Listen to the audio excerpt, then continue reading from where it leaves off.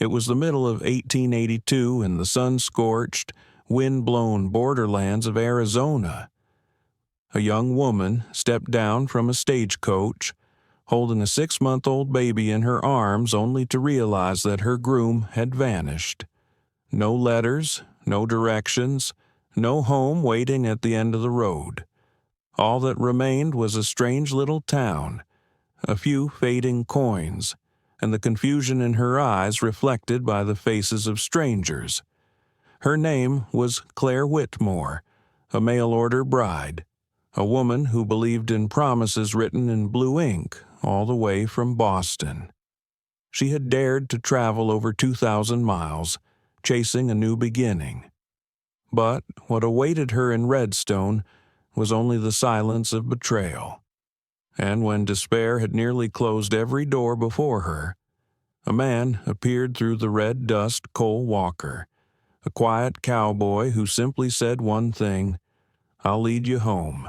Now imagine this.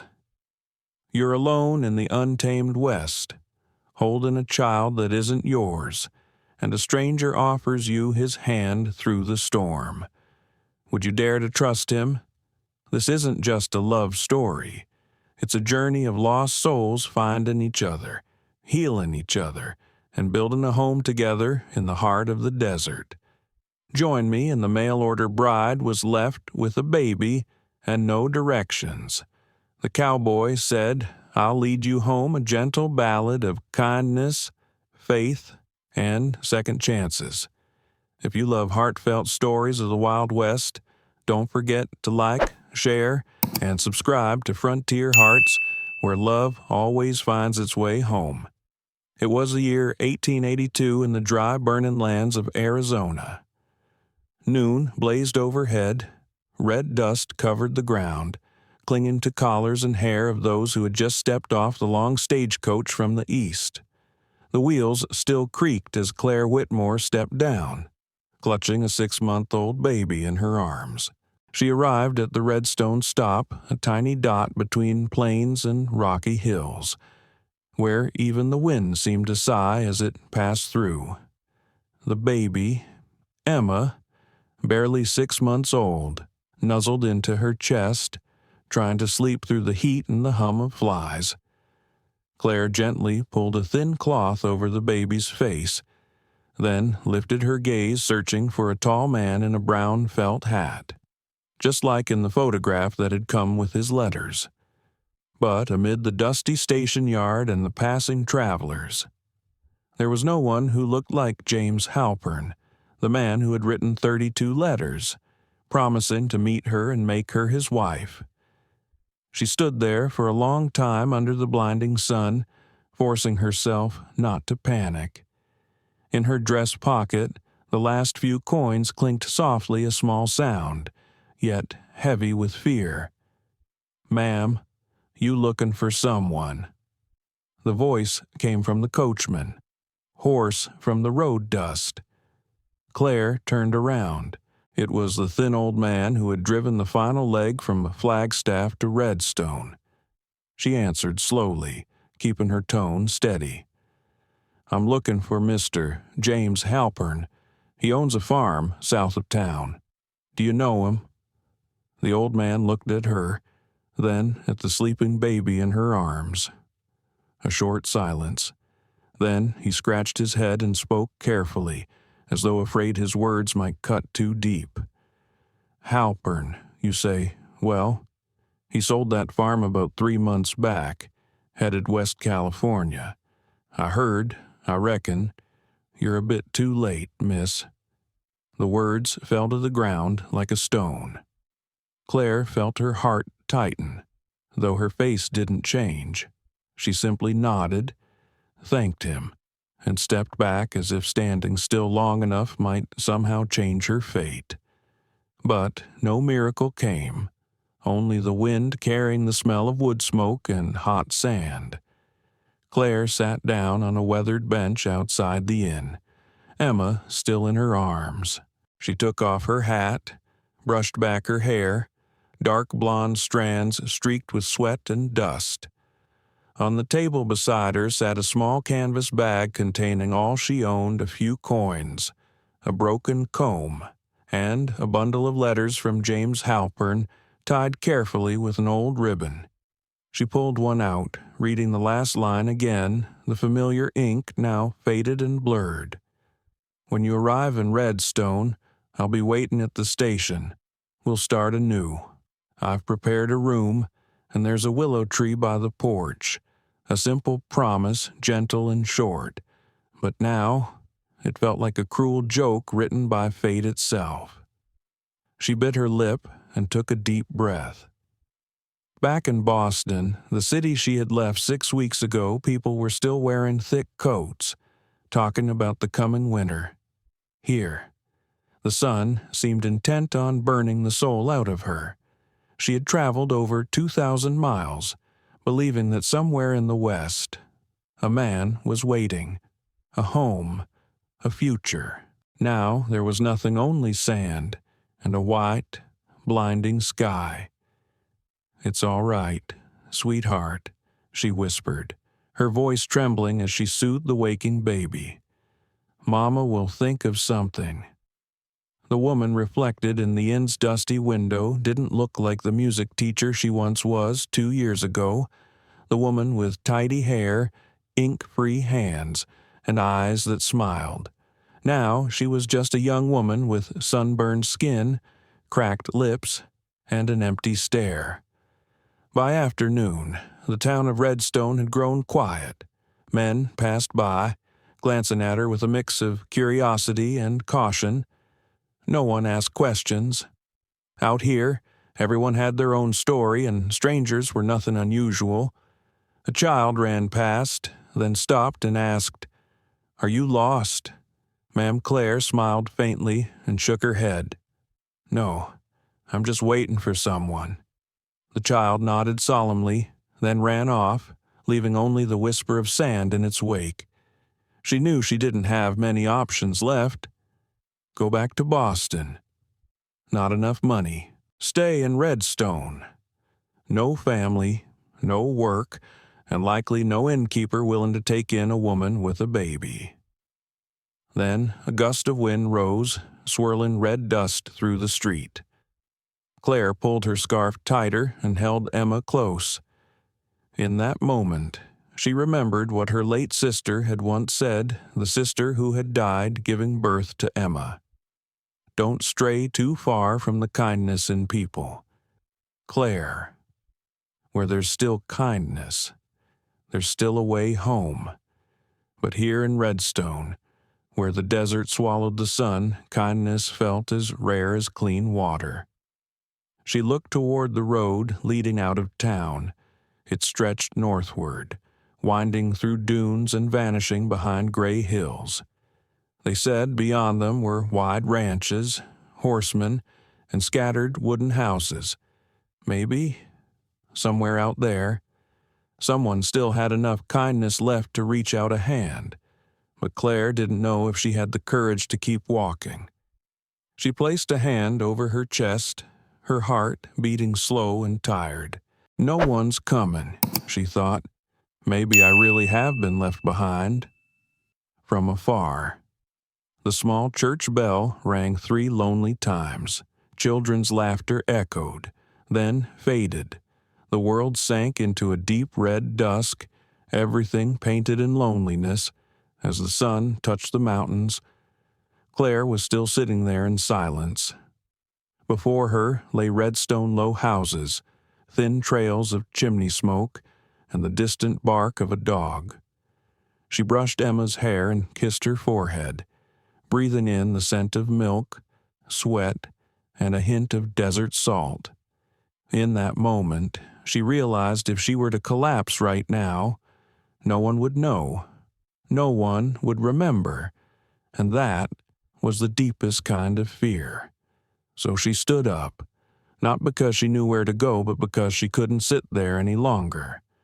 Her shadow stretched long across the red earth, fading into the twilight, a slender woman holding a child, walking toward the edge of town, in the west. The sun slipped fast behind the hills. leaving one last streak of light, fragile yet stubborn, like the spirit of a young woman who had lost everything, yet still clung to the baby in her arms. That was Claire Whitmore's first sunset in the West. And it was then she understood every beginning starts with being left behind. The first night in Redstone had no stars, only wind. Wind slipped through the cracks of the inn's shutters, carrying red dust and the scent of rust. Claire Whitmore sat at a small wooden table in the cheapest room the innkeeper had agreed to rent her a temporary shelter for a woman and her baby. The oil lamp flickered, casting a trembling glow over the weary face of a young woman who had crossed half a country, only to find herself abandoned.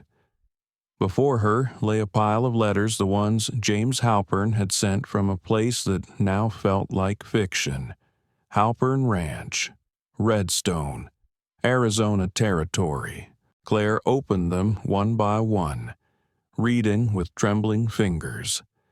The ink had faded, but the promises still spoke clearly. I have a small house by the creek, a room waiting for my wife.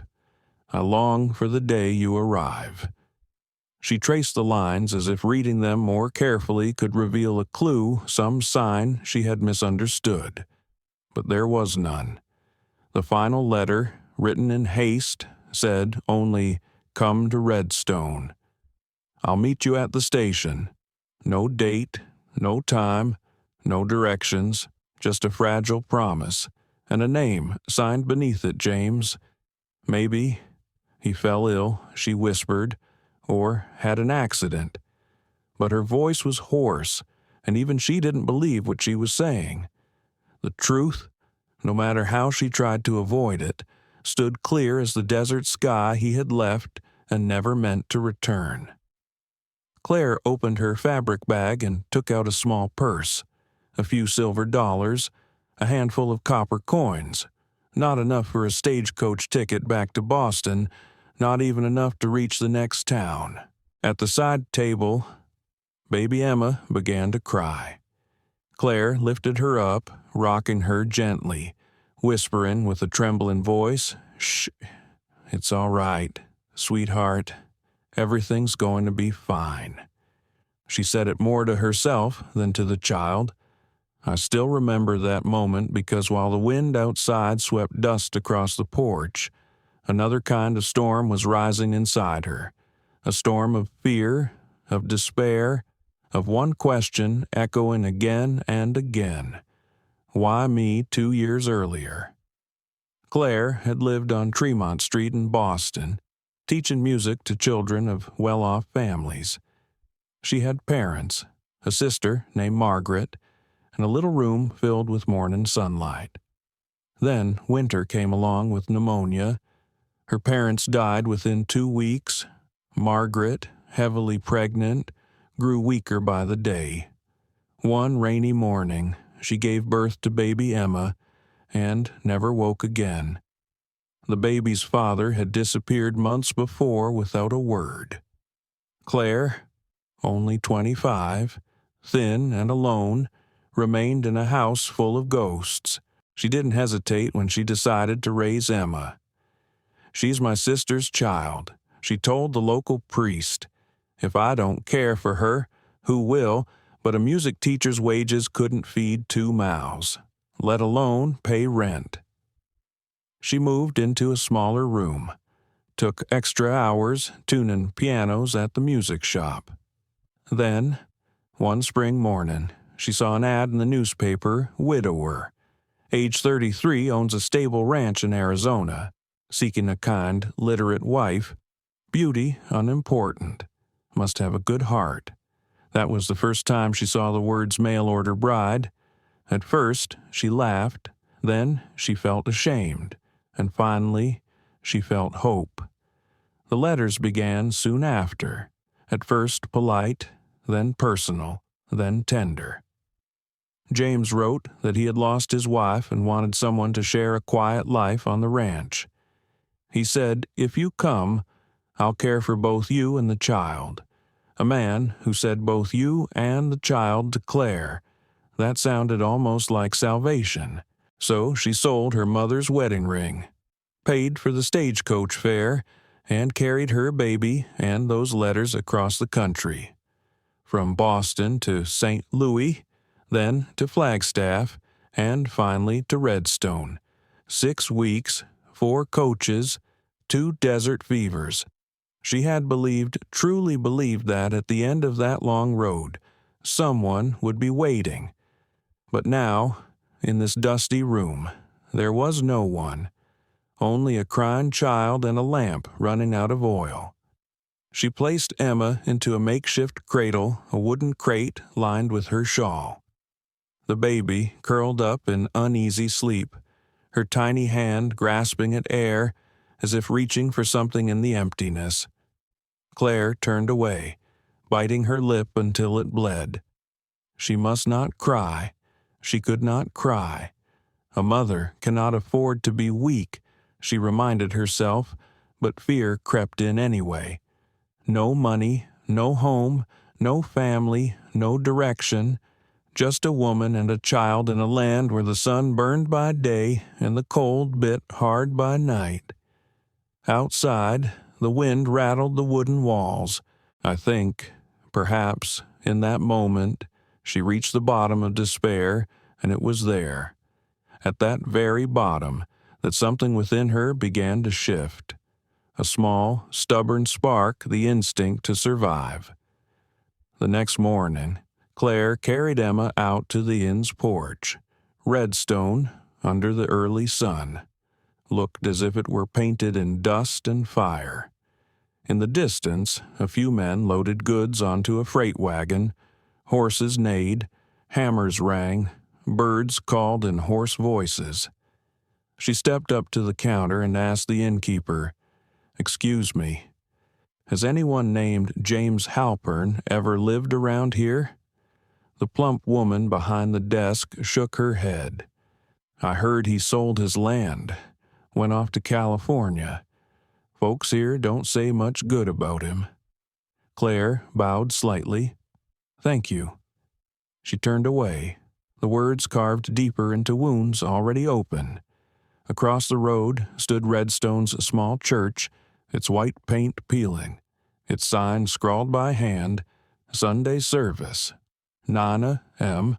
She stood there for a long time, then turned back, holding her child close. And within her, a fragile but clear thought took form. If the world has left me behind, then I'll have to lead her forward myself. But where to? No answer came. Only the heavy silence of the West, a silence that made one realize how small a person could be. By noon, Claire sat under the inn's porch roof, Emma in her lap, watching Redstone's main road shimmer in the sun. People passed by, each with a purpose, each with a destination. Only she remained still. A soft breeze drifted through, carrying the scent of scorched grass, and somewhere beyond, the sound of hooves. She looked up. At the far end of the street, through the glare of sunlight, a figure on horseback approached. A wide-brimmed hat pulled low, half shading his face, his posture straight and steady, the kind of man who'd spent his life crossing hard country. Claire squinted, unsure who he was. But in that moment, as the horse stopped before the inn, and the man lifted his head, something in the air shifted. She didn't know his name yet, didn't know what fate had in store. But I, the one telling you this story, can say with certainty that was the moment destiny began to turn. The Redstone noon sun felt like it wanted to burn away every thought in a person's head. The air was thick and still so still you could hear the horses breathing in the corral across the street. Claire Whitmore stood under the inn's porch, holding a fussy Emma. She had meant to go ask a few more people about James Halpern, but her throat was dry and burning, and her legs felt like lead. She wasn't used to this kind of heat without moisture, only dust and the smell of scorched iron. The baby cried louder and louder. Claire tried to soothe her, but every breath she let out was hot and tired.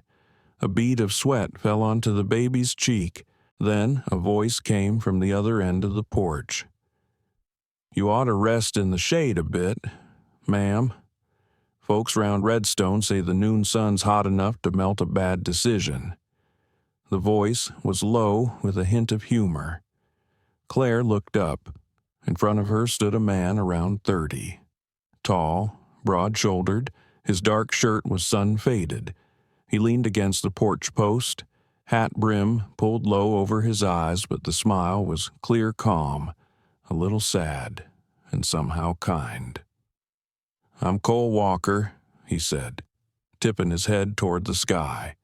"And you look about ready to drop. You got water." Claire shook her head slightly. Cole didn't press. He stepped into the general store next door, and a few minutes later came back with a tin cup filled with cool water. "No charge," he said. "Mrs. Harper says women with a little one drink free." Claire took the cup and nodded her thanks, but her eyes stayed guarded. A woman traveling alone in the West, any stranger could be danger. Cole seemed to understand that. He kept a respectful distance, not taking a single step too close. Emma was still crying. Claire tried rocking her, but her arms were trembling. Cole tilted his head and said, "Mind if I hold her? I know my way around little one. My sister's got 3. She hesitated, then nodded. Cole came closer, slow and careful, like a man who didn't want to startle a wild horse. He took the baby in both hands. His hands sun-darkened and calloused, but his touch was steady. Emma flinched for a second, then fell quiet, staring wide-eyed at the stranger. Cole chuckled softly. "See, they got better instincts than we do." Watching that, Claire felt something strange rise in her not quite trust, but a kind of safety she hadn't felt in a long time. He asked, "You visiting folks here?" "No," she answered, voice small. "I came to meet my fiancé, Mr. James Halpern." At that name, the smile faded from Cole's lips. He exhaled, looking away for a moment. "Halpern. Huh. Yeah, I know him." There was no warmth in the way he said it. "You do?" Claire's voice dropped. Cole nodded, handed Emma back to her, then spoke slowly. "He used to hire hands around here. Lost money gambling up in Prescott, sold off his place to pay his debts. Went to California 3 months back. A man like that, he ain't waiting on you." There was nothing cruel in the way he said it. It was just the truth, plain and sorrowful. Claire went still. Her arms tightened around the baby. A gust of wind blew by, snatching at her headscarf. Cole reached out and caught it before it flew off, then handed it back. "I'm sorry," he said quietly. "If there was something I could say to make it easier, I would. But I ain't gonna lie to you." A little later, they were sitting under the porch at a wooden table. Cole ordered more water and poured a bit onto a handkerchief for Emma to suck on. Claire told him about the journey, 6 weeks, 4 stages, the baby sick twice. Cole listened, elbows on his knees, eyes never leaving her. Something in her voice pulled at him, not pity, but recognition, like he'd known what it was to lose more than you planned to. When she got to the part where she stepped off the coach and found out Halpern was gone, he nodded. "That's a thing he'd do, not your fault." But I believed him. She said, "I left Boston. I quit teaching. I brought the baby. I feel foolish." Cole looked at her, his voice low and steady. "That ain't foolish. That's brave. A weak person don't ride 2,000 miles on a promise." I think right then, for the first time in months, she heard a sentence that wasn't pity, just a clean, simple truth that told her she was still worth something. Emma sucked on her fingers and giggled. Cole glanced at the baby, then asked, "Yours my niece?" Claire said, "My sister died having her. Her father left." He only nodded. Out here, folks respected silence more than they pried. The town stayed quiet as ever. Far off, the whistle of a train sounded from a line still being laid. Cole pulled a pouch of tobacco from his pocket, lit a cigarette, then thought better of it and just let the smoke drift away in the sun. "I'm guessing you don't got people here," he said. "No," she answered. "Nowhere to go either. How about money?" She gave a tired little smile. "Enough for supper. Maybe." Cole was quiet longer than usual. He looked at the woman sitting across from him, her dress worn, her hands still shielding the baby from the sun. Her eyes exhausted but unbroken. A woman like that, left in Redstone, wouldn't last long, and he, though he hadn't quite said it to himself yet, knew he wasn't going to walk away. At last he stood, set his hat back on. "I got a place about 15 miles north," he said. "Ain't big, but there's a roof, a well, and some shade. You can stay on a spell till you figure what's next." Claire stared at him. "Why would you help me?" Cole smiled, small and honest. "When I was 16, yellow fever took my folks. Neighbor let me winter over in his place. I ain't forgot it. Out here, if we don't help each other, nobody makes it." He touched the brim of his hat. "I'm stopping by Harper's General Store in about an hour to pick up supplies. If you decide to come, meet me there." Then he turned and walked away. His shadow stretched long over the dirt, swallowed by the sunlight. Claire watched him go. Thoughts tangled. In front of her, Redstone was still quiet. Behind her, the baby rested her head on her shoulder, breathing soft. She knew she was standing at the last choice she had left, either go on alone or trust the man who'd held out his hand. I don't know what she was thinking in that exact second. Maybe fear, maybe hope.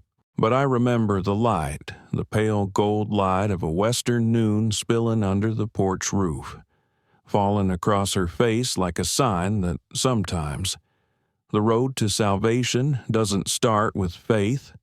It starts with a small act of kindness.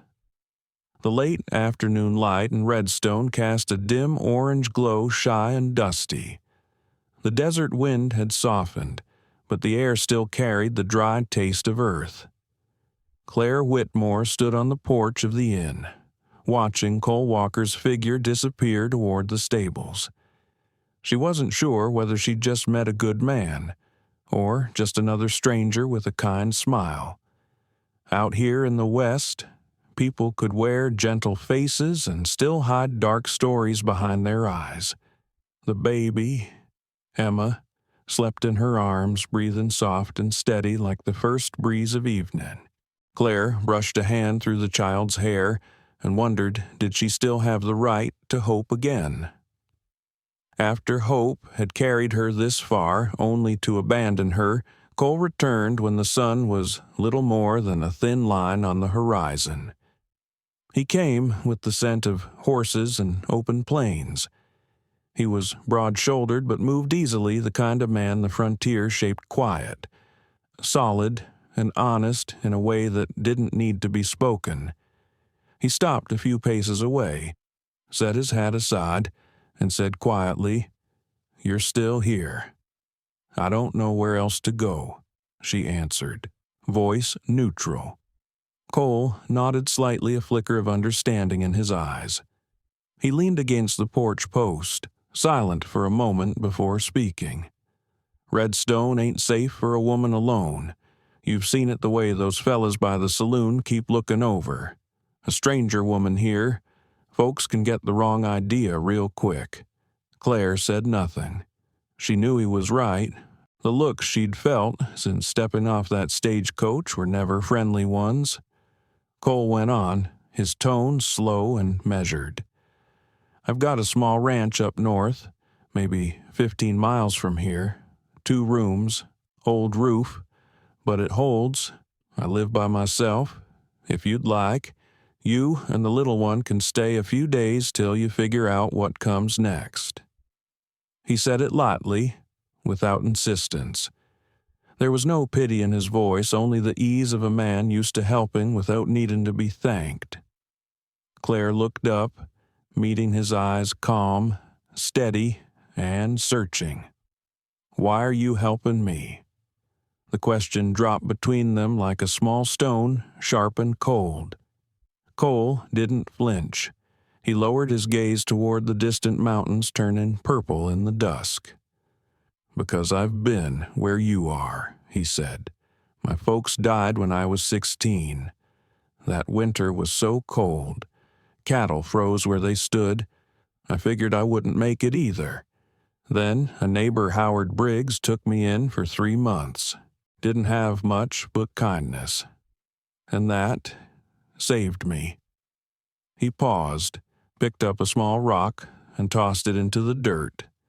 Since then, I can't just walk away from someone stranded like that. That's all. The way he said it carried no pride, no preaching, just a truth as dry and steady as the wind itself. Claire looked down at the baby in her arms. Emma was awake now, sucking her finger, eyes half closed. Maybe the man was telling the truth. Maybe he was lying very well. But of everyone she'd met in Redstone, he was the only one who hadn't asked where she came from, the only one who hadn't looked at her with pity or curiosity. After a long silence, she asked softly, "If I say yes, how do I pay you?" Cole smiled a small, gentle, almost embarrassed smile.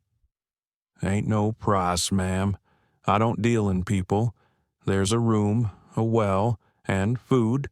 I'm offering a roof, not a bargain." He nodded toward the horse tied to the post.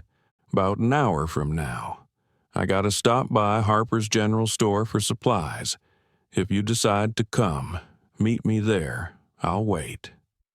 He set his hat back on, touched the brim in a polite gesture, and walked off down the main road, his shadow stretching long in the fading light. When darkness began swallowing the town, Claire was still on the porch.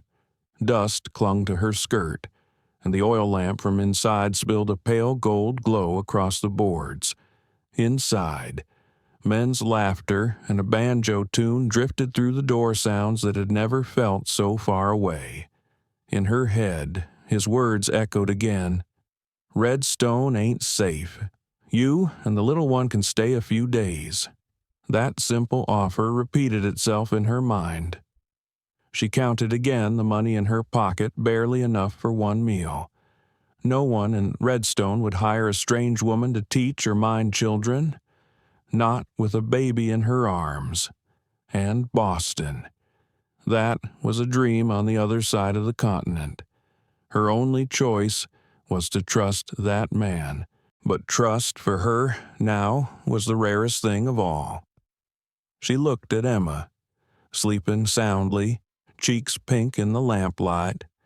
Maybe the risk was smaller if it was for the child. Maybe a stranger's roof was safer than the night wind in the desert. "I remember that moment clearly," she whispered to herself. "Maybe I don't have to trust completely. Just enough to take the next step." She packed a few belongings, leaving behind what didn't matter, the broken comb, the torn notebook.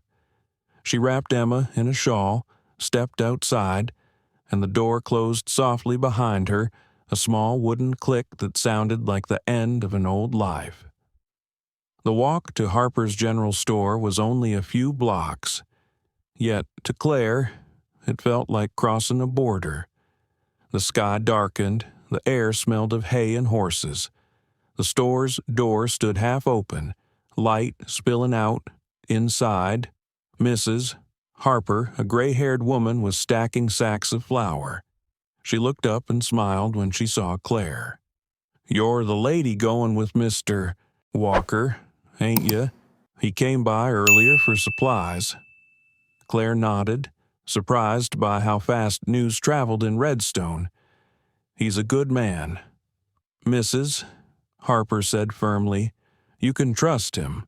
Coming from a weathered woman of the West, those words carried more weight than any promise. A few minutes later, the sound of hooves echoed outside. Cole appeared, a sack over his shoulder, hat tilted slightly. He saw Claire and gave a small nod, as if he'd known all along she would come. "Wagon's out back," he said. "We'd best get moving. Dark comes quick out here."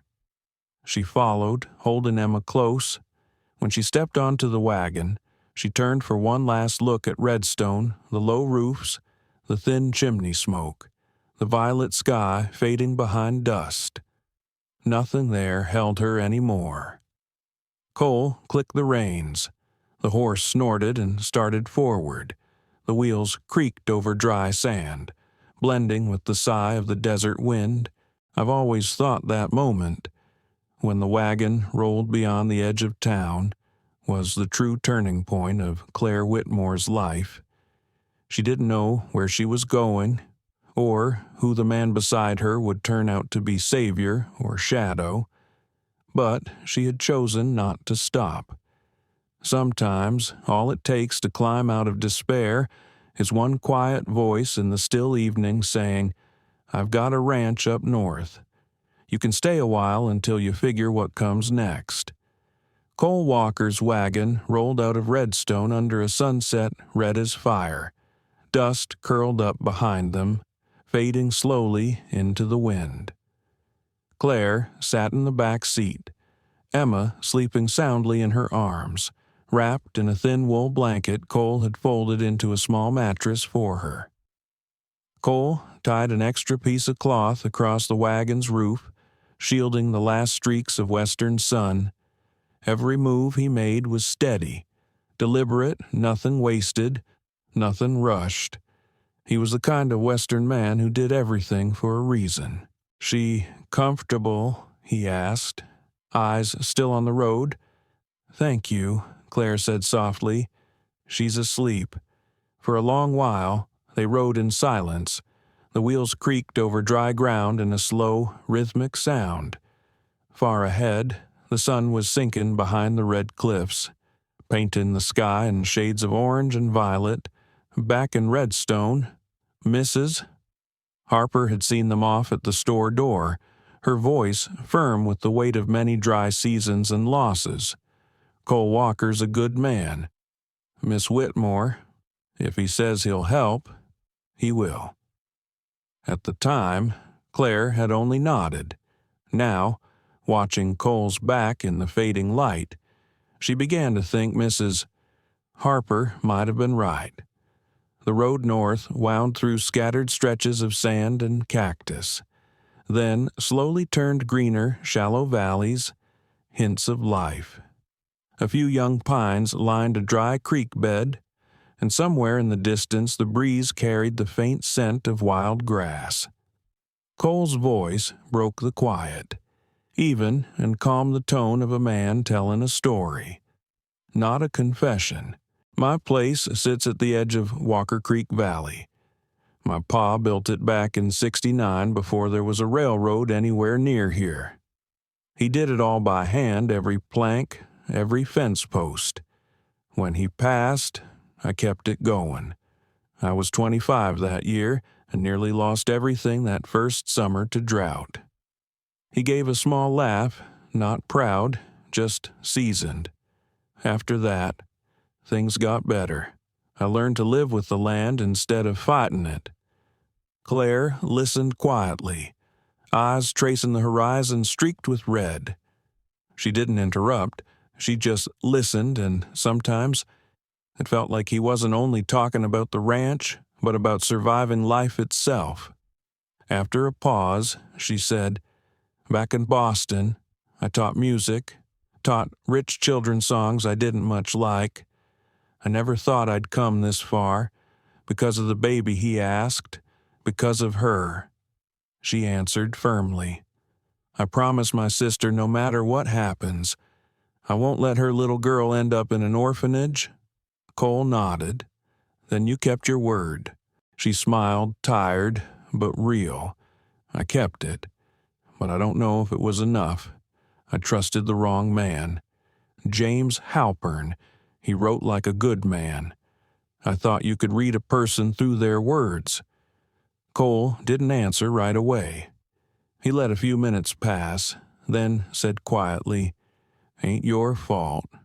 Out here, folks sharper than you've been fooled worse, but you leaving Boston, crossing the country for that child that ain't foolish, that's brave."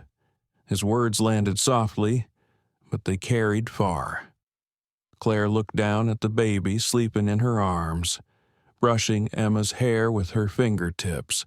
For the first time in a long while, she felt her shoulders ease, not because someone lifted her burden, but because someone had finally seen it and called it by another name. As the wagon rolled into a patch of shade, the air changed. From the dry breath of the desert, they entered a place that smelled faintly of water. Crickets hummed, and somewhere in the distance, frogs called under low willow trees. Cole slowed the horses, pointing ahead. "See that stretch of green Walker Creek runs under there. The ranch is about half an hour past." Claire looked up. Far away, where sky met land, she could just make out a hazy ribbon of blue-green. After weeks of sand and stone, that bit of color made her heart stir faint, but certain. "You live there alone?" she asked. "Yeah," he said. "After my folks passed, my sister married over in Silver Creek. I stayed. There's hired hands sometimes, but mostly it's me, my horse, and an old dog." His tone was quiet, not bitter like solitude was something he'd made peace with. "Don't you ever get lonely?" "Sure," he said, still watching the road, "but lonely's not the same as empty. I chose the kind of quiet I can live with." His words stilled her. Maybe, between them, two people from opposite worlds, one from the city, one from the plains, they understood the same thing. That loneliness doesn't always roar. Sometimes it just burns low, like a small fire that keeps you alive through the cold. Dusk deepened. The light turned soft across the damp earth. Claire pulled the blanket open and looked at Emma's peaceful face, glowing in the amber light. Cole glanced over his shoulder, smiling faintly. "She looks like you." "No," Claire said. "She looks like my sister. Every time she smiles, I see her." Cole nodded, saying nothing. He understood some memories were best left half-spoken. The rest carried quietly in the heart. When the last trace of sun slipped behind the hills, Cole tipped his chin forward. "There," he said, his voice warming. "Walker Ranch." Claire followed his gaze. In the twilight stood a small wooden house by a stream. A thin wisp of smoke rose from the chimney. The dark brown roof sat low within a fenced valley. A few horses grazing near the barn. Light glowed from a window faint, but alive, the kind of light that told a traveler. Someone lives here. She drew a deep breath. It felt like stepping out of a long dream. After weeks of dust and strange faces, here was something real, not a promise, but a place she could touch, hear, and maybe believe in. The wagon stopped. Cole climbed down and held out his hand. "Welcome to Walker Ranch." His hand was sun-browned, rough, and strong yet when he helped her down. His grip was gentle, as if afraid to break something fragile. In that brief moment, Claire didn't know where life would take her next Only that, for the first time since leaving Boston, she no longer felt completely lost. They say the West isn't just a land of hardship, it's where people learn how to trust again. For Claire Whitmore, that journey began right there on a red, dusty road, surrounded by wind and the steady voice of a man who promised nothing except a roof to rest under until she figured out what came next. Cole Walker's wagon turned down a gentle slope just as the sky turned violet. Below them, a small valley opened up greener than Claire had imagined. After so many days of nothing but red earth and gravel, the sight felt like a soft dream. Walker Ranch sat right in the heart of that valley, a simple wooden house with a slanted roof, a thin trail of smoke rising straight into the evening sky.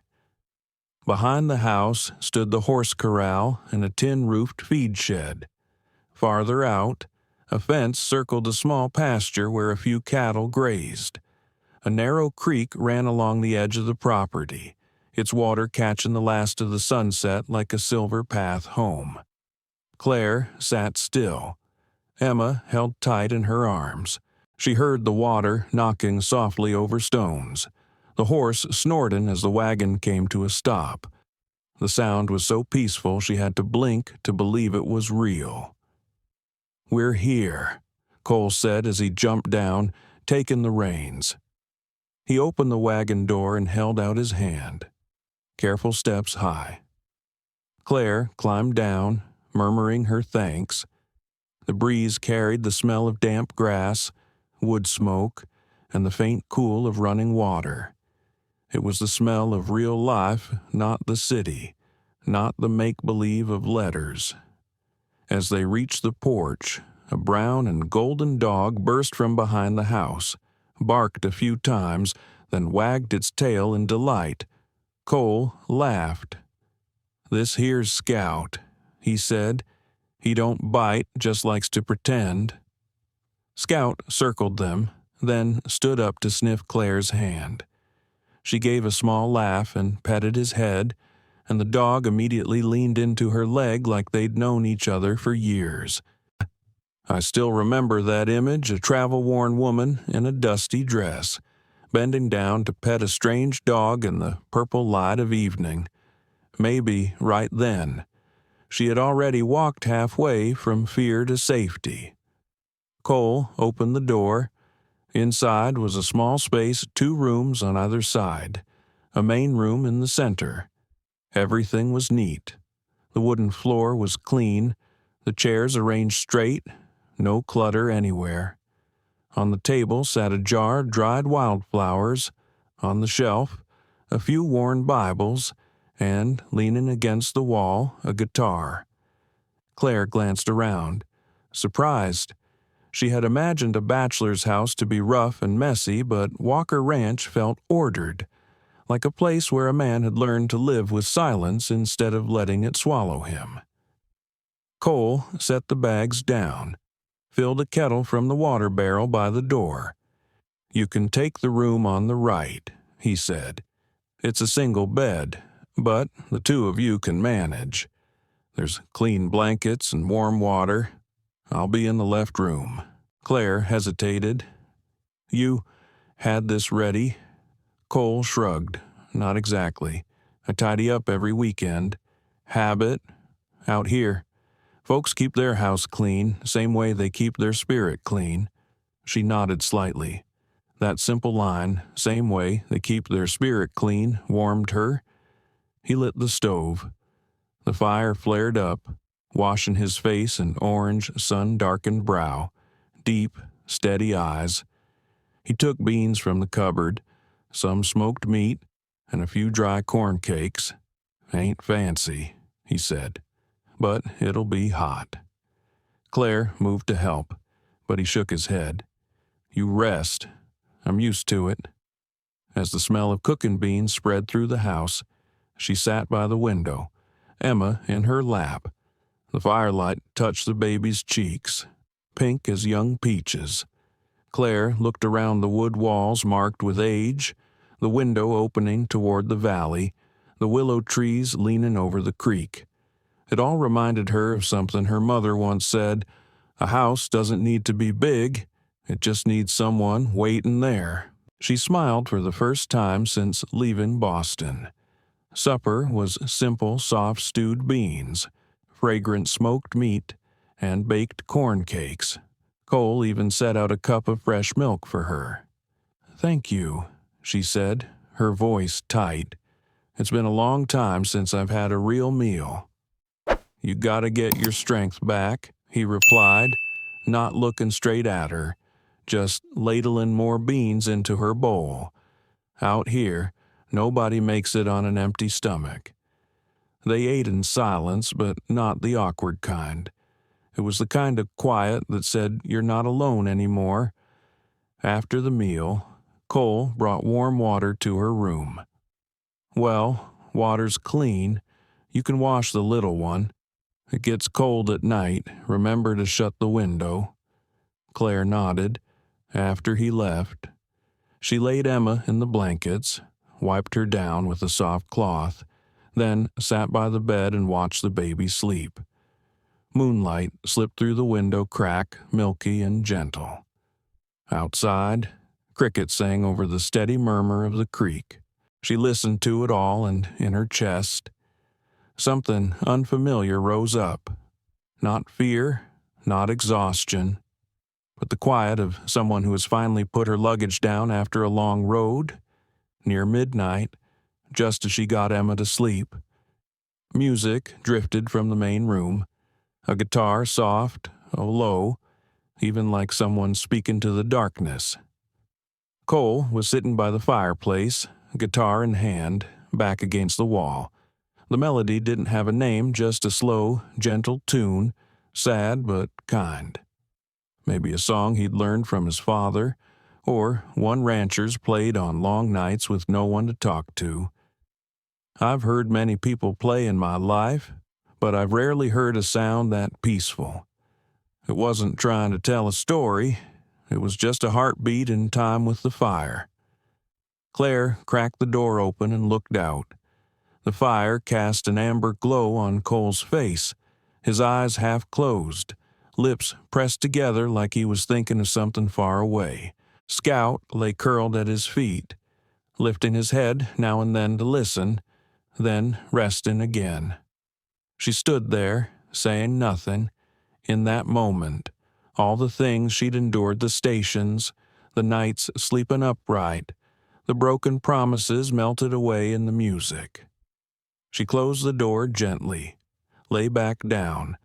The guitar still played, blending with the creek outside, two streams of sound flowing side by side.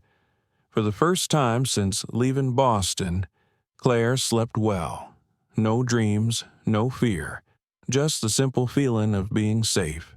At dawn, when the light was still blue, Cole was already out by the corral. Claire woke to the sound of him calling Scout, the horses stamping, water sloshing in a bucket. The smell of coffee drifted through the house. She sat up, pulled the curtain aside, and looked out. There he was in the pale morning mist, tightening the fence line. Every move he made was slow, sure, unshowy, and I think, if anything could define real kindness, it would be that image, a man quietly putting back together what the world had broken. Not for himself, but so someone else could start over in a place that was safe. The next morning, Claire Whitmore woke as the first sunlight slipped through the wooden window frame. From the backyard came the sound of roosters crowing, mingled with the distant neigh of horses. The air smelled of dew, dry straw, and wood smoke, the scent of life itself. Honest, simple, and strangely peaceful. Emma was still asleep, breathing softly. Claire rose quietly, wrapped a light shawl around her shoulders, and stepped out onto the porch. The sight before her made her stop. In the middle of the yard, Cole Walker was breaking a young horse. He moved slowly, his voice low and steady, The chestnut horse kicked and resisted, but after a few minutes, it began to listen. The morning light struck his back, catching the curve of his shoulders, the lines of sweat down his shirt. Claire stood still. Watching, it felt like witnessing some ancient ritual between man and earth. In Boston, she'd heard the West was a place of violence, of guns and whiskey. But here, she saw something else entirely: patience, a quiet kind of strength that didn't shout, but endured. Cole looked up and smiled. "Morning. You're up early." "The horse woke me," she said softly. "You look peaceful when you work." He gave a short laugh.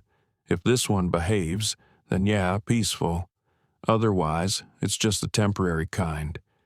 He tied the reins, patted the horse's neck, and turned toward her. "You and the little one eaten? Yet not yet." "I was just about to make something.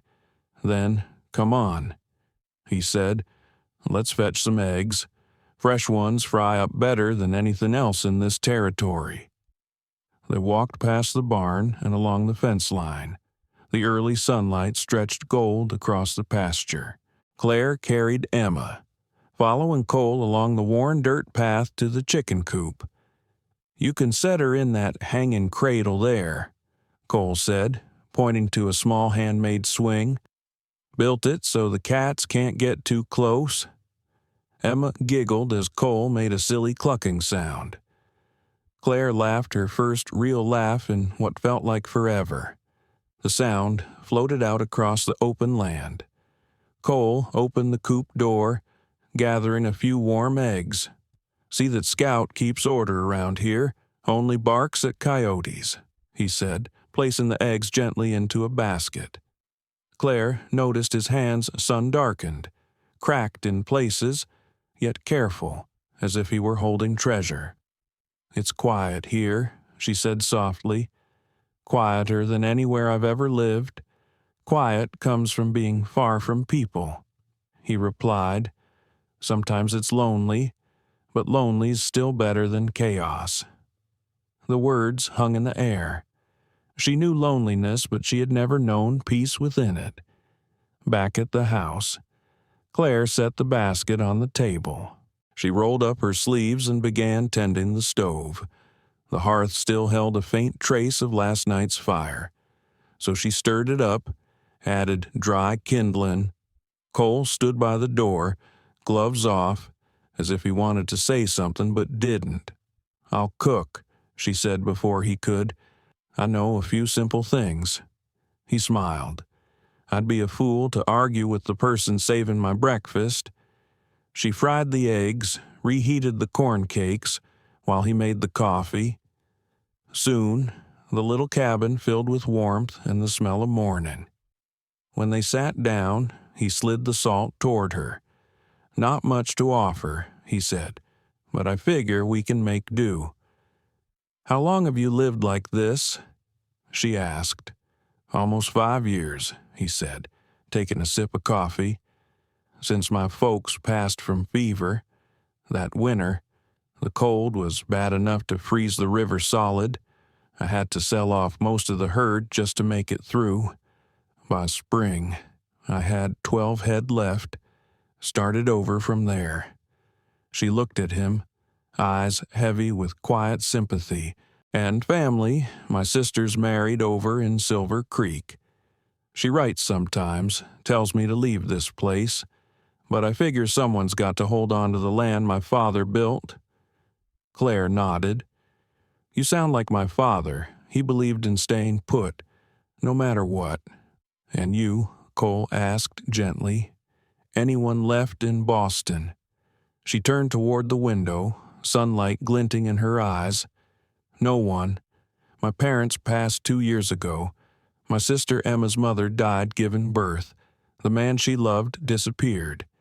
All I have left is this little girl." She smiled faintly, a smile without tears. "I thought I was strong. Turns out I'm just surviving." Cole was quiet for a moment. Then he said, Sometimes surviving is strength. Out here, we don't have prettier words for it. The day passed slowly. They worked side by side, cleaning the stalls. Claire was surprised at the patience in everything Cole did. He never cursed, never rushed. He moved like someone in conversation with the land itself. She helped him spread the straw. Her hands clumsy at first, but he just chuckled. That's how everyone starts out here awkward. By noon, they sat on the porch steps, eating bread and drinking milk, looking out over the valley. Emma crawled on a blanket, grabbing at blades of grass, laughing at nothing. Cole watched her with soft eyes. "I'd forgotten what it's like to have voices in this house," he said. "For years it's just been wind and horses." Claire smiled faintly. "And I'd forgotten what it's like to feel safe." They didn't speak after that. They didn't need to. The breeze from the creek carried the scent of fresh grass between them. That evening, Claire mended a torn curtain by the window. Cole helped her hang it back up. He stood there for a while, then said quietly, "Thank you. Claire, this house, it finally feels alive again." She smiled. "I only did a small thing. Sometimes small things," he said, "are what make folks feel alive." Night fell. The moon spilled silver across the creek. Inside, Emma's breathing was soft and even. Claire lay awake, listening to the wind threading through the roof beams, her heart as still as water. She thought about that first day in Redstone, the fear, the emptiness, the feeling that the world had turned its back on her. Now, after just a few days, something had shifted. A fragile trust was forming, not from promises, but from quiet acts. A hot meal, a warm bed, a man who listened. And I've come to believe there's nothing that heals the human spirit quite like this two people working, eating, and keeping the same fire alive under the same roof. Out on the frontier. That's what love truly means: quiet, steady, and strong enough to outlast loneliness. That afternoon, the sky changed fast. From the horizon, heavy red clouds gathered, swallowing the sun. The desert wind shifted, curling up dust in long, hazy trails across the fields. Cole lifted his head, narrowing his eyes. He knew that sign: the sudden dry wind, the low clouds, the thick air. A dust storm was coming. "We need to get inside," he said. Claire stood on the porch, holding Emma, watching the sky darken. She had never seen anything so fierce, not rain, but the land itself angry.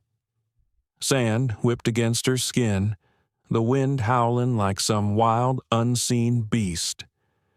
Cole led the horses into the stable, locked the wooden doors, then ran back to the porch.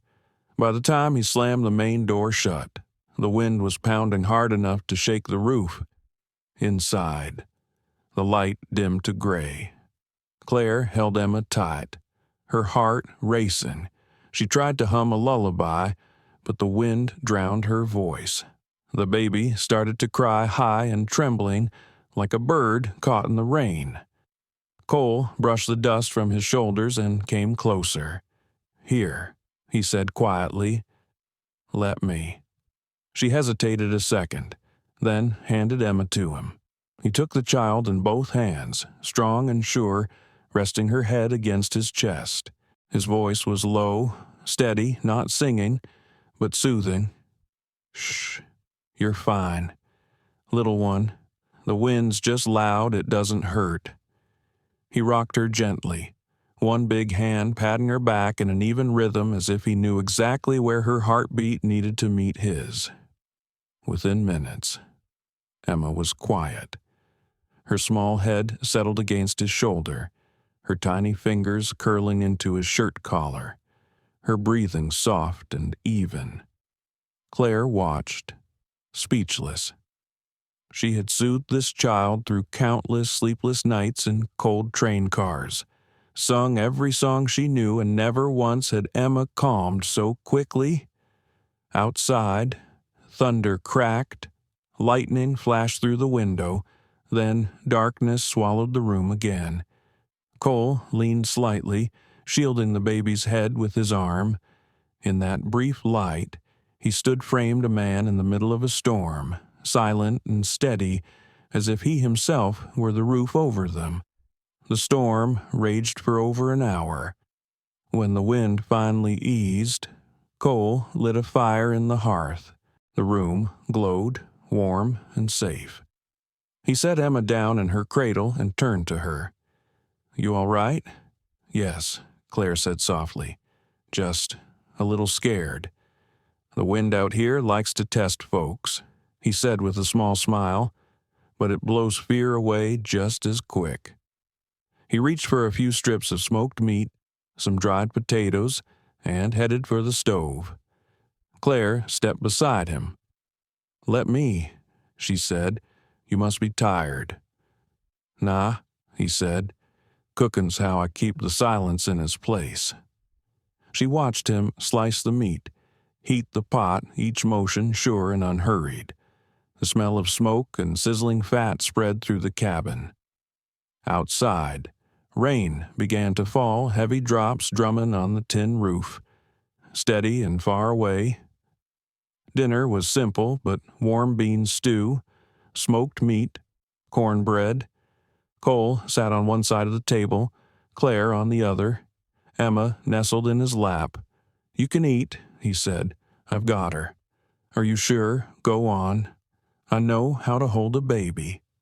She smiled, shyly, but when he rocked Emma gently and the baby giggled, Claire finally bowed her head and began to eat. It had been so long, too long, since she'd eaten with both hands free, without fear of spilling or soothing. Cole watched her quietly. The firelight played across her face, turning her cheeks a faint rose. She ate slowly, each bite tasting of weariness and relief. He said nothing, just listened to the rain and the soft laughter of the child in his arms. And I thought if someone had walked in just then, they would have sworn this was a real family. Not strangers, but three souls who already belonged together. When the meal was done, the rain still fell. Wind slipped through the window cracks, carrying the scent of wet earth. Claire tucked Emma into bed, covering her with a clean blanket, then stepped back into the main room. Cole sat by the fire, guitar resting on his knee, adjusting the strings. When he heard her footsteps, he looked up. "You like music? I used to teach it," she said softly, "but only other people's songs, never my own." He smiled, fingers brushing the strings. The sound was deep, mellow, like the earth breathing after rain. "Then tonight," he said, "you sing, I'll play." She shook her head, shy. "I don't remember any songs." "Try," he murmured. "The West forgives anyone who sings honest." He began a slow, simple melody, maybe one his father used to play. Claire listened a moment, then began to sing. Her voice was thin, trembling, but warm. The song told of wanderers searching for home among wind and sand, a song without a name, made only of feeling, guitar and voice intertwined. The fire burned steady, casting gold light on the walls. Scout, the dog, lay curled by their feet, tail twitching now and then in contentment. Outside, the storm went on, but inside, the little house had become another world, small, glowing, and safe. When the last note faded, Claire sat still. She looked at Cole, and in his eyes, there was no trace of distance left between them. He said quietly, almost afraid to break the moment, "You sing beautifully." She smiled, the first unguarded smile he'd seen. "You play beautifully." A breath of silence passed. Outside, the rain tapped softly on. Then, from the next room came a small cry, Emma's, sleepy more than scared. Cole rose, disappeared for a minute, then returned with the child asleep again on his shoulder. He laid her down gently, tucking the blanket.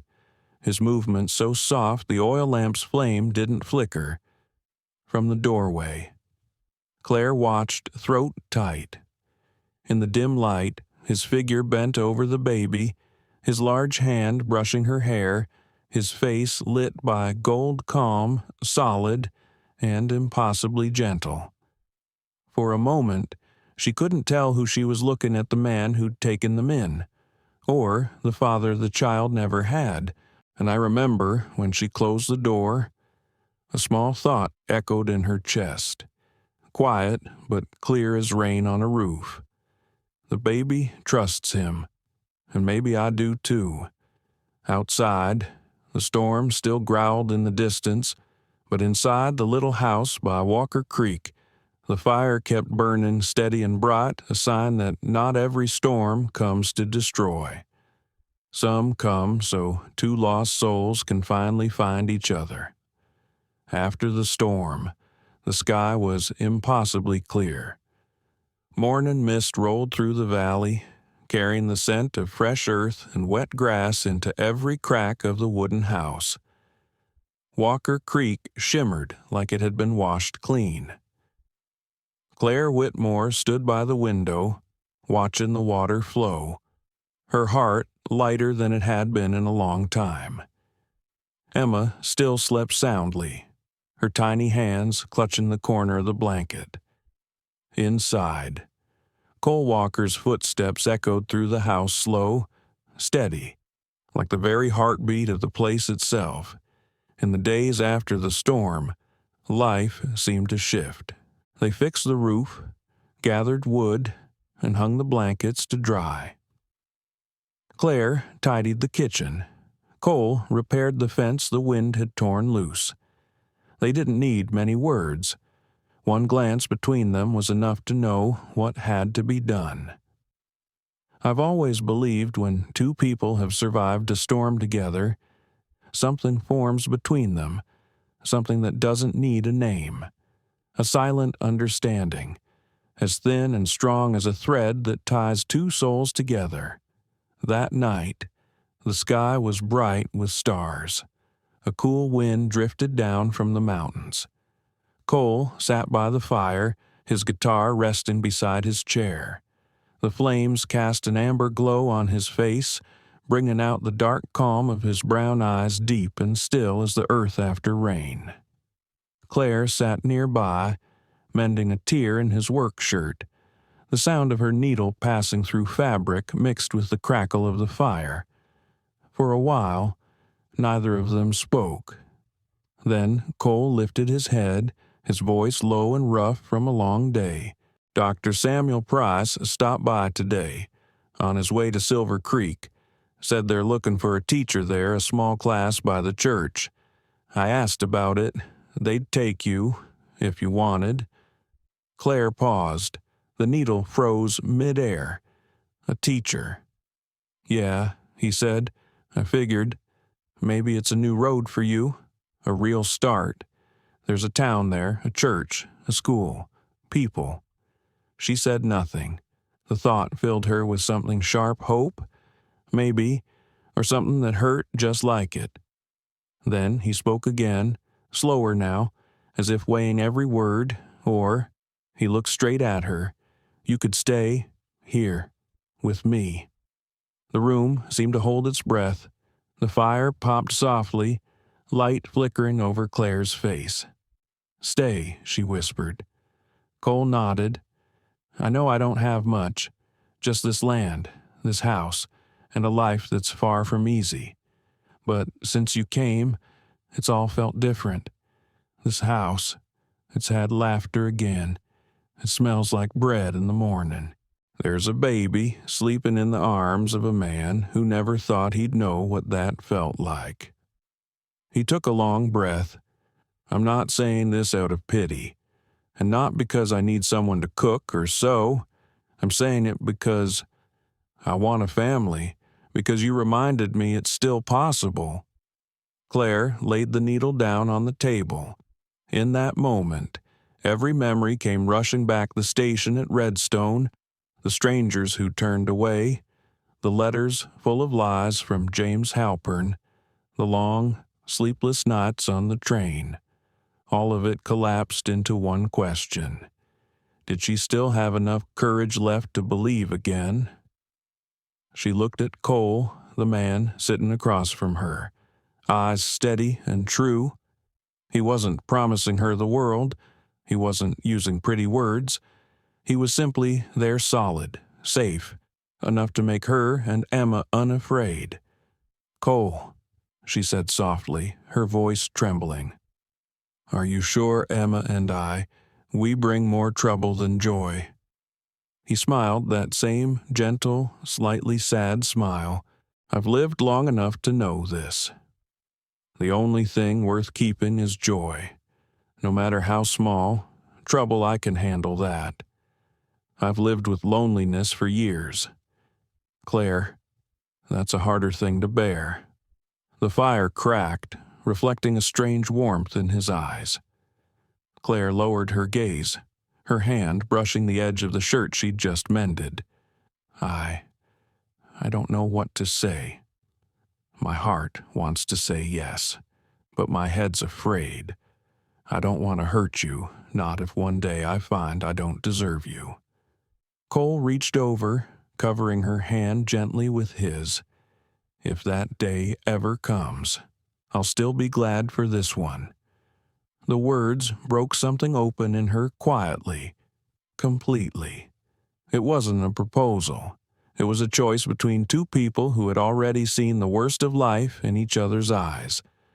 Outside, the wind rose again, softer now, carrying the scent of wet grass. Claire looked out the window, the night sky dim, a few stars trembling above the ridge. She drew a deep breath and turned back. "Will you give me time?" she asked. "Of course," Cole said, his eyes softening. "As long as you need. I'm not going anywhere." She nodded, smiling, tired, but honest. "But if I do stay," she said quietly, "it won't be because of your kindness. It'll be because I choose to trust you, because I choose to call this place home." He studied her for a long moment, then nodded. "Then let our hearts decide first," he said. "The rest we'll leave to the sky." That night, after Claire had gone to her room, Cole stayed by the fire. He didn't play his guitar, just watched the flames dance. On the shelf, the jar of wildflowers she'd picked days before trembled faintly in the breeze. In the next room, Claire lay beside Emma. She listened to the wind, to the hum of night insects, and the steady sound of Cole's footsteps, slow, even, like the heartbeat of the land. She looked down at the sleeping baby and whispered, barely audible, "We found someone who knows how to calm a storm. Maybe this really is home." When dawn broke, sunlight spilled through the window. Claire stepped onto the porch. Cole was already up, pouring coffee. He turned, their eyes met, and neither of them spoke. They didn't need to, because from that morning on, something unspoken had settled between them. No ring, no vows, just the quiet of daybreak, the warmth of coffee, and a man who smiled and said softly, "Mornin', Claire." And in that simple voice, she heard the promise of a whole new life. Autumn came slowly to southern Arizona. By the end of October, the first cool winds drifted in, carrying the scent of dry grass, wood smoke, and the faint echo of horses from the far valley.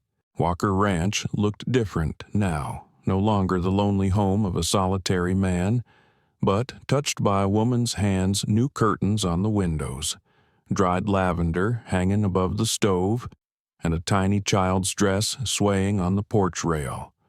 They say that when a house holds the laughter of a child, even the land can hear it and soften. Out here on the frontier, I believe that's truer than anything. Each morning, Claire Whitmore rose before the roosters. She'd grown used to lighting the stove, boiling water, and fixing breakfast before Cole Walker returned from the stables. But this morning was different. Cole insisted on cooking. And what exactly do you know about cooking? Claire teased. I've watched you for a month, Cole said, shrugging. I figure I picked up a thing or two. He cracked the eggs into the pan, stirred too hard, and broke the yolks. Claire folded her arms. Watching. You just ruined breakfast. Nope, he said with a grin. Out here, we call that a scramble. I call it creativity. They both laughed. The sound filled the house, bright and alive. Scout, the old dog by the door, lifted his head, gave a satisfied sigh, and went back to sleep. After breakfast, Cole headed out to check the fence while Claire tended the small vegetable garden behind the house. She crouched by the carrot patch, hands in the dirt, breathing in the damp, earthy scent. Cole returned from the stables and leaned against the rail. You're watering a little too much, he said. The plants are thirsty, she replied. Not that thirsty. If the soil's too wet, the roots'll drown. You gotta watch the color when it's dark but not soaked. That's enough. She touched the soil with her fingertips, feeling the moisture. Like this? Exactly. Cole nodded. The West teaches you to slow down people and plants both. Something in his voice made her look up. In the pale morning light, his eyes carried a calm she'd never known, the kind that only comes after long loneliness and loss. By midday, Emma was crawling across the wooden floor, laughing whenever Cole made a whinnying sound like a horse. She clung to his legs, and he fell back dramatically, groaning. Ow, which made her giggle even louder.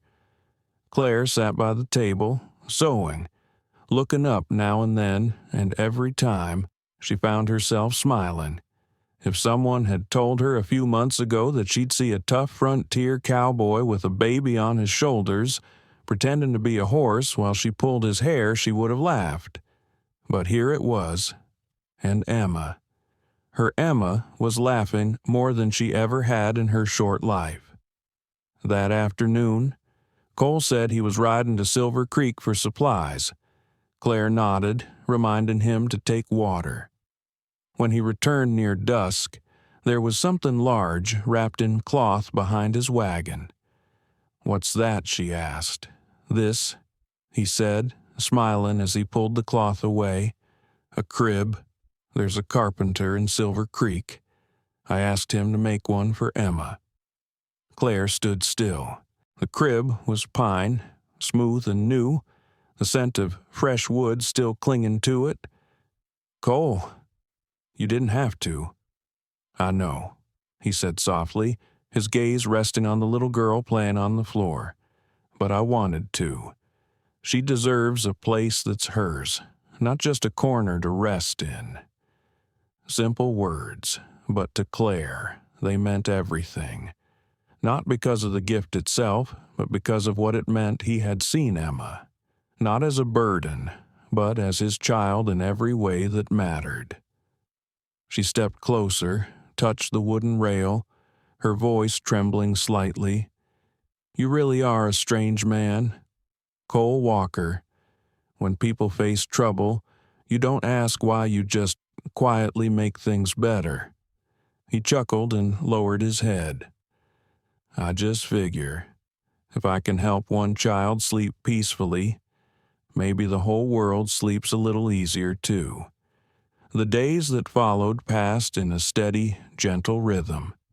Claire taught Cole how to cook proper meals, not just beans and jerky, but cornbread and vegetable soup. He was clumsy at first, but eager to learn. In return, Cole taught her how to read the weather by scent, how to tie rope, and how to ride a horse. One evening at sunset, he took her hand as they led the horses across the field, pointing toward the mountains. "See that color up there," he said. "When the purple edge turns pink, it means wind from the east tomorrow. You'll want to bring the laundry in early." She nodded, watching the sky fade from gold to rose. Inside her, something stirred, something she hadn't felt in years. Trust, soft, slow, returning like the light of dusk itself. The house changed too. Claire rearranged the furniture, wove a new tablecloth, placed jars of wildflowers around the room. At first, Cole felt awkward, not used to soft things in his space, but soon he realized that every time he walked through the door, his heart went quiet in the best way. The cabin that had once been silent now carried the clatter of spoons against bowls, the laughter of a child, and the hum of a woman's voice singing while she worked. Even Scout seemed more at peace, sleeping instead of guarding. One night, Cole looked around and said quietly, "You know, since my folks passed, this is the first time this place has really felt warm." Claire paused, folding a blanket. "That's because of you. Cole, warmth always starts with the one who keeps the fire." He started to reply, but only smiled. In his eyes, there was a light she'd never seen before, soft, certain, alive. I remember that night. There was no wind, just the stillness of a western evening, the kind that tells you two lost souls have finally found their way home. Not through promises, but through the quiet act of simply living together. The next morning, Claire brought Emma out onto the porch. Cole was already outside, sunlight glinting off his shoulders. He turned, smiled. "Beautiful day, isn't it?" "Yes," she said. "Beautiful, like the world's waiting for something." He nodded slightly, leading his horse toward the open field. She stood, watching him go, feeling her heartbeat fall into rhythm with the fading sound of his hoofbeats. Everything at Walker Ranch was ready, now the house, the garden, the creek, and two people who carried enough scars to understand what healing really meant. Far away, white clouds began to gather over the mountains. Claire held Emma close, smiling softly, and I knew then a new chapter had begun. The chapter of a real home, the chapter of family. That morning, sunlight broke through a thin veil of mist, spreading across the red earth of Arizona. The air carried the scent of dry grass and the distant rhythm of hooves, down the trail leading away from Walker Ranch. A small wagon rolled slowly, its wheels whispering over the soft gravel. Inside sat Claire Whitmore, dressed in a pale blue gown she had mended herself from old fabric. Her brown hair was pinned up neatly, a few loose strands framing her face. In her arms, Emma slept peacefully, her tiny lips curved into the faintest dream of a smile. Cole Walker held the reins. His back was straight, steady like the mountains in the distance. He wore a white shirt and his father's old vest. No flowers, no ribbons, just a weathered cowboy hat faded by the Arizona sun. It was the first Sunday of November, 1882, a day when the western wind grew gentler, and hearts, perhaps, did too. As they reached Silver Creek, the small church on the hillside came into view. Its dark wooden shingles gleamed faintly in the morning light. The arched windows were open, and the bell tolled slow and deep, a sound that trembled through the valley like a heartbeat. Outside the church stood Mrs. Harper, wearing a long brown dress and a welcoming smile. Beside her, Mr. Harper held a small bouquet of wildflowers he'd gathered along the road. "Well, look at you two misses," Harper said cheerfully. "The whole town's been talking about this wedding.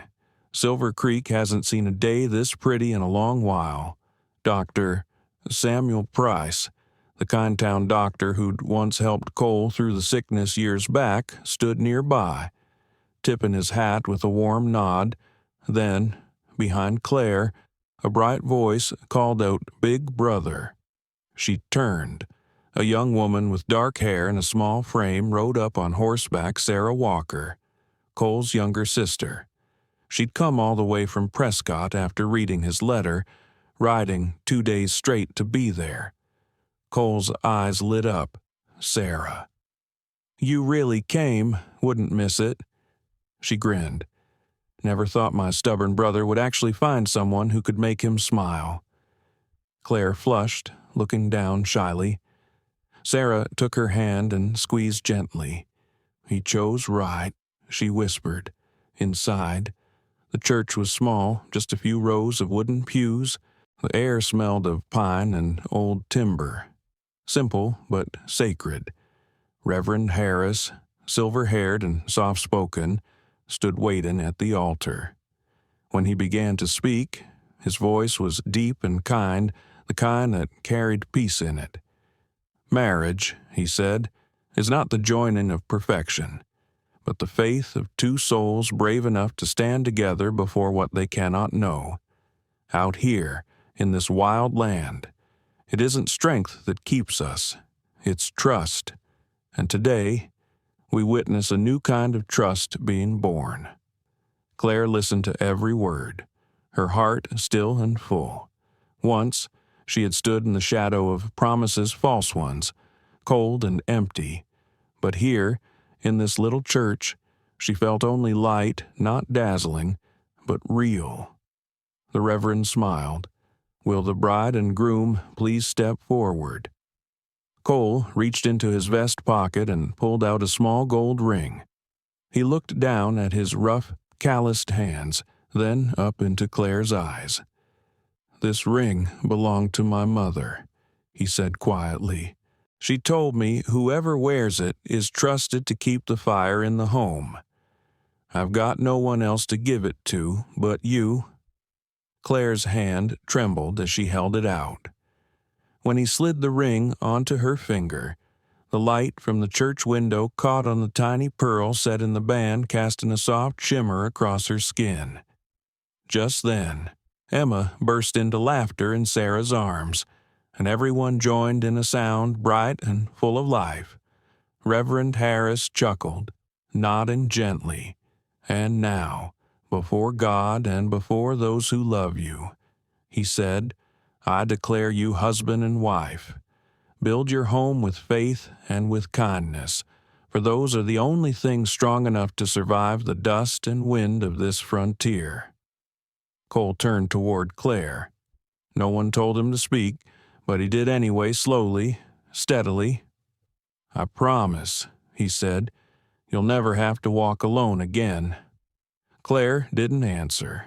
She just smiled, eyes glistening tears not of sorrow, but of something reborn.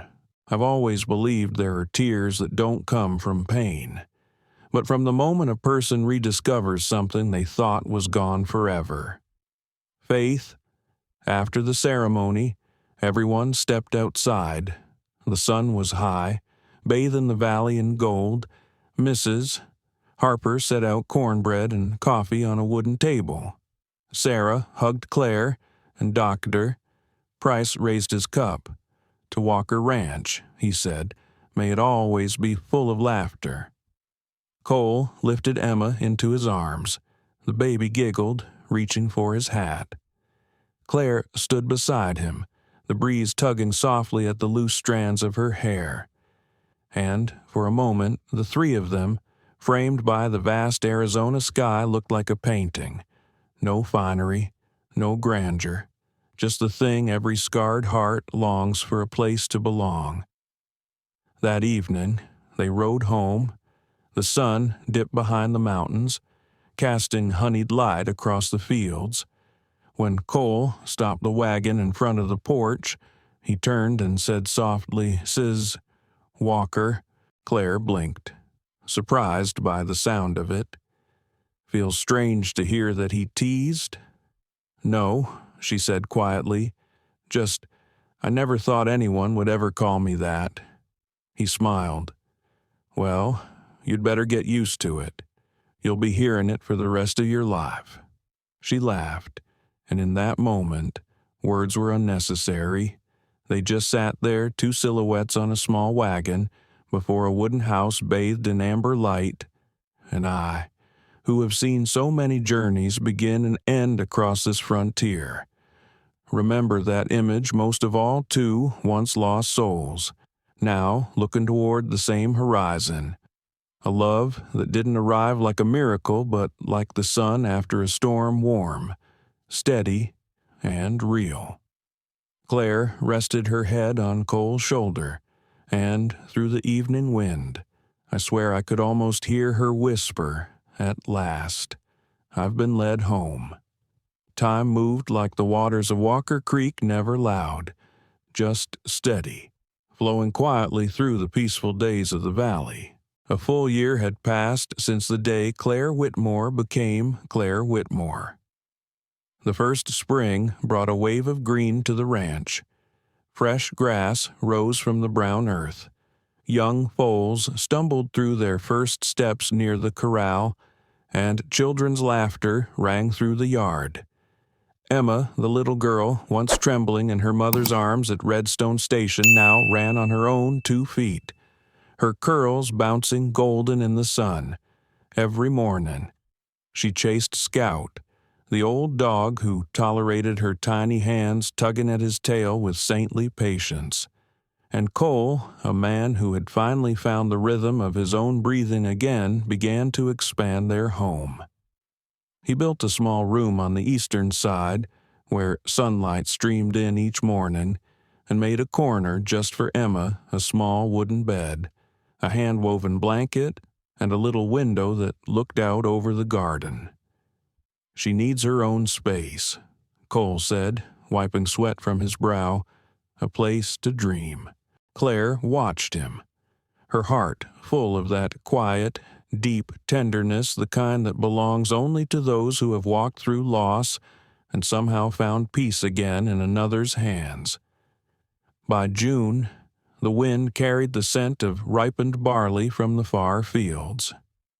The 3 of them gathered around their wooden table each evening, Cole talking about building a new cattle shed, Claire sharing how her rosemary plants had finally bloomed, and Emma proudly declaring she'd caught a butterfly that sings. I remember that image, a dinner of beans, cornbread, and laughter. Out here on the frontier, such peace was worth more than gold. Then winter came early that year. Snow blanketed the roof and lined the fences in white. Each morning, a thin column of smoke rose from the chimney, curling into the still air. Cole split wood on the porch while Claire kindled the fire inside. Emma hung pine garlands around the hearth, her cheeks pink with cold, her voice bright as she sang, "You're saving some cookies for Santa?" "Right," Cole teased. "Of course, but he has to share with Scout."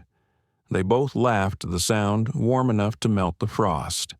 The Walker home didn't have many presents that Christmas, just a few biscuits, some walnuts, and things made by hand. But the glow of the oil lamp and the light in their eyes made even the snow outside seem warm. On Christmas Eve, the wind went still. Snow fell softly on the roof, a whisper against the quiet. Cole added another log to the fire, then noticed Claire sitting nearby, staring into the flames. He came over and sat beside her. "You tired?" he asked. She didn't answer right away. Instead, she smiled faintly, took his hand, and without a word, guided it to her stomach. Cole froze. Beneath the soft fabric, He felt it a faint, fluttering rhythm, small but alive, like the whisper of the first spring breeze. He looked at her, eyes widening as if someone had lit a flame inside them. "Is it true?" he breathed. Claire nodded. "By summer, there will be another little one." Her words were soft as breath, yet they filled the whole room. Cole said nothing at first, just smiled, the kind of smile that burns itself into memory. Then he pulled her close, holding her tightly until she could hear the wild, trembling beat of his heart. "I love the two of you," he said hoarsely, then paused, his voice breaking into a laugh. "No, the three of you." Across the room, Emma stirred in her crib. Scout curled at her feet. The firelight flickered on the walls, painting their shadows a small family in the middle of a vast winter night, the promise of new life. In the days that followed, Cole began building another small room behind the house. He sawed and nailed through the cold mornings, smoothing each board until it was as soft as Claire's hands. When she asked what he was making, he simply said, "A space for the new one, just like Emma." At night, Claire sat sewing a quilt, pausing often to look out the window where Cole still worked beneath the pale light of the moon. They say frontier men live on strength and grit, but I think Cole Walker lived on something deeper, the belief that happiness can be built plank by plank by even the roughest hands. By March, the snow had melted, water ran down the hillsides, carrying away broken branches and making room for the new season. Claire stood on the porch, her hand resting on her round belly, watching Cole and Emma play among the foals in the yard. The breeze carried the scent of fresh grass and wet earth, and in that moment, she realized how far she had come from the frightened woman abandoned at a train station, to the wife and mother standing on this land, with a home, a husband, one child, and another on the way. Not all dreams are given. Some are built with patience, with faith, and with the quiet kind of love that grows through ordinary days. I remember her whispering then, soft and full of gratitude, "We've really found home." Haven't we? Cole heard her. He wiped his hands, stepped up to the porch, and wrapped his arms around her from behind. "Yeah," he murmured, "and this season, even the earth is giving birth with us." That night, the wind was still, the fire steady. Claire slept with her head on Cole's shoulder, Emma curled close beside her. Outside, the last snow melted from the eaves, dripping slowly the heartbeat of the house itself. Cole looked around the room, then whispered, not sure if he was speaking to God or to the ghosts of those who'd gone before him. "Thank you for leading them to me and for giving me a reason to stay." Outside, the stars burned bright across the Arizona sky.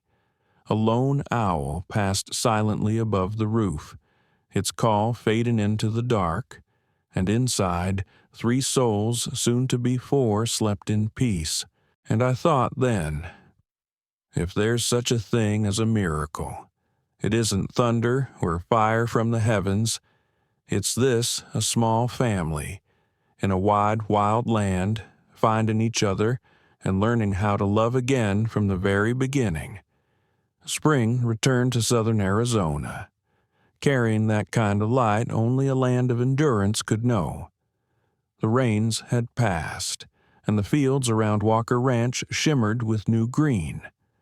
Cactus blooms flared yellow along the creek, and the sound of horses echoed through the valley, a greeting from the season of rebirth. On the porch, Claire Walker leaned against the wooden rail, gazing out toward the fields.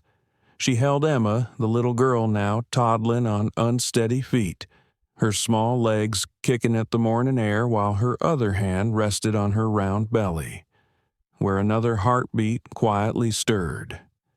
Nothing in Claire's life had ever come easily, but now, standing in that golden light and wind, she understood something simple and true. The things that come last are often the ones most worth keeping.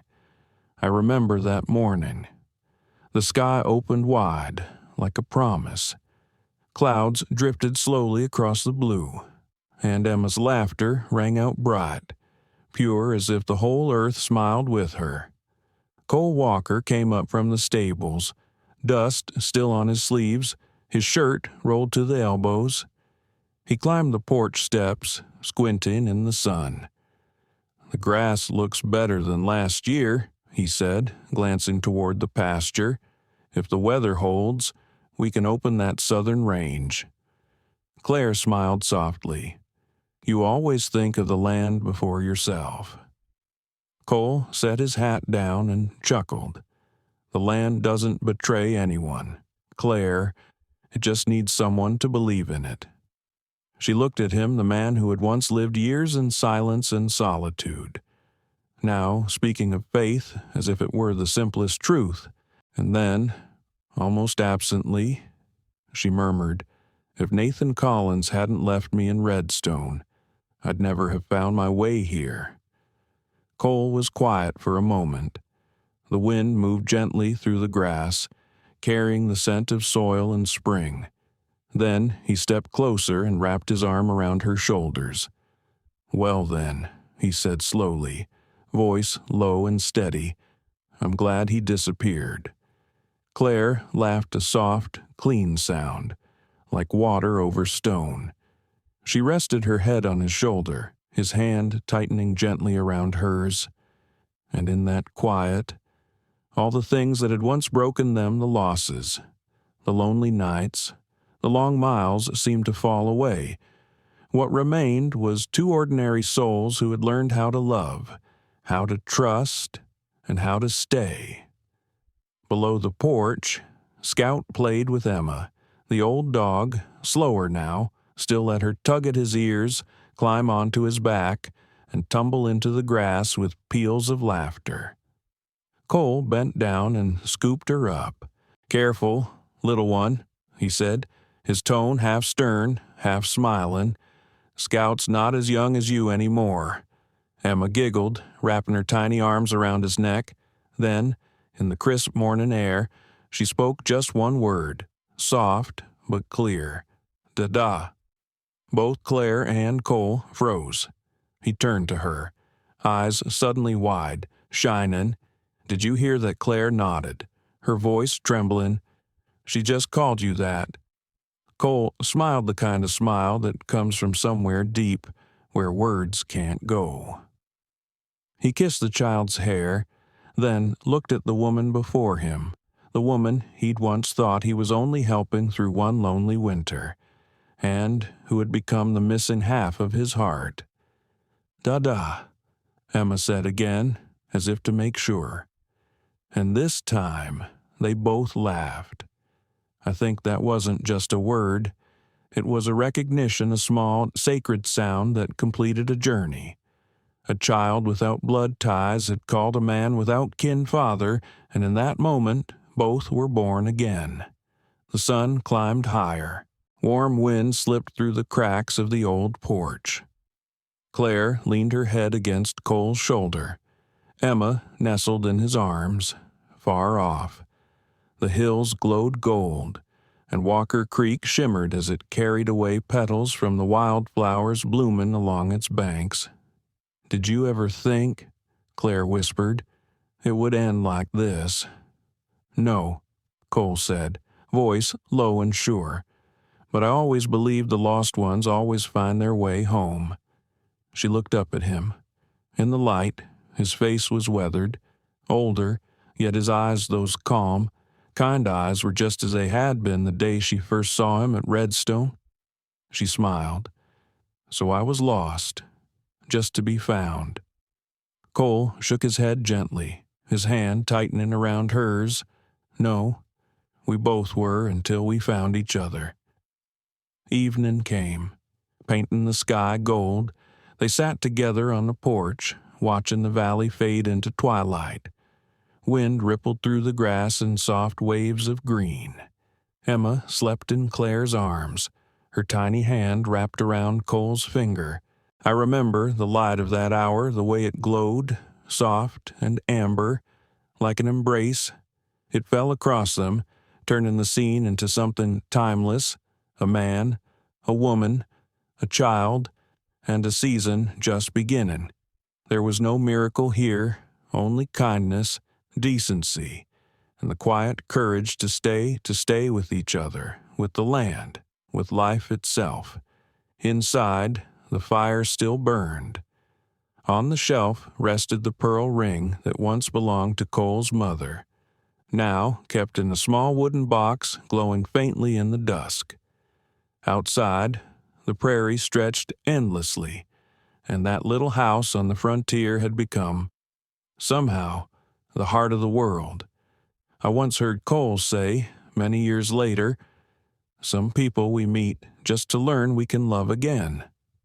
But Claire, she is home." And I believe he was right, because even here, in this harsh and unforgiving land, there were souls who chose to love, not loudly, not perfectly, but by opening the door each morning, lighting the fire, and looking toward the sunrise together. At the end, when the wind went still, when Emma's laughter drifted softly into silence, only one image remained, a man holding a child, a woman standing beside him, all three looking out over the valley where the grass ran green and Walker Creek kept flowing. That house, small, plain, and steadfast, was where a woman once left behind found her way home. Lost, to be found.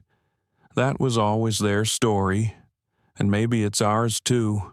Maybe all of us, at some point in life, have been left behind, not in the middle of a desert, but somewhere along the long road of living. When faith breaks, when kindness is betrayed, when we keep walking without knowing where we're going. But like Claire and Cole, maybe God never truly lets us lose our way. He just changes our direction, so we can find what was always meant to be ours. Claire once thought that journey was the biggest mistake of her life. But it led her to a man who saw her worth not as an abandoned bride, but as a brave, gentle woman, deserving of love. And Cole, the lonely cowboy under an endless sky, discovered that true strength isn't about riding against the wind, but about opening your heart again and letting love come back home. Their story reminds us that every loss can become a new beginning. Kindness is never wasted, and home, it isn't where we were born. It's where someone says, "I'll lead you home." Thank you for listening to this story, Frontier Hearts, where lost souls find their way back to love in the wide, wild borderlands. If you felt a little warmth in these words, please like, share, and subscribe so we can keep bringing you stories that soften the heart, like the light of a sunset over the prairie.